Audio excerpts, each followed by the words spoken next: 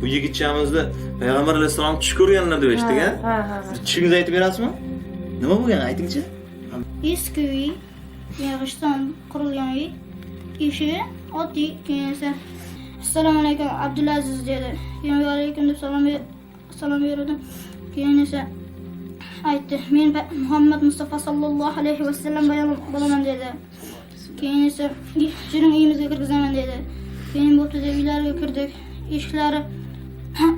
Eshiklar taxtadan ko'tarib yoqib qo'ydikdan keyin ichiga kirib, yana ko'tarib yana yopib qo'ydik. Keyin ichkarida Ibrohim degan anam bor, birodarim ana shu bor ekan. Keyin men ana qiroat qilib bering dedi. Bilgan suralarni aytib bering dedi. Keyin bo'pti dedim men. Alhamdulillah aytib berdim. Ixlos, keyin Kavsar, Nas, Falaq, Sharh, Nasr, Baqara 8 oyatini aytib berdim. Keyin Ibrohim aytib berdi, o'tam keyin uyim aytib berdi. Uni kelsa xatolar bor ekan.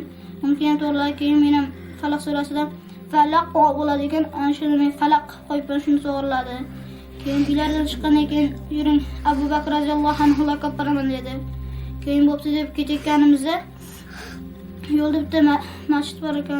Masjidning oldida ko'p odam bor ekan. Bitta qora odam turibdi ekan. Keyin ana shu odam qo'l ko'targan ekan, payg'ambarimiz aytdi, Hazrat Bilol bo'ladi ana shu dedi. Keyin o'tib ketdi. Keyin Abu Bakr roziyallohu anhu laqab berdi. Abu Bakr roziyallohu anhu laqida ancha turgandan keyin Ibrohim bilan meni iqlomimizni ikki yelkasiga ko'tarib, uylarga aylantirdi. Qanday ne'mat, qanday bir baxt. Insonlar Payg'ambar alayhisalomni muborak diydorlarini ko'rish uchun qancha yillar, qancha Alloh taologa duolar qiladilar. Alloh taolo bu yigitchaga nasib qildi Payg'ambar alayhisalomni ko'rishlik. Qur'oni Karimni xatm qildilar. Bu yoshda katta ne'mat. Necha marta xatm qilgansiz? 7 marta xatm.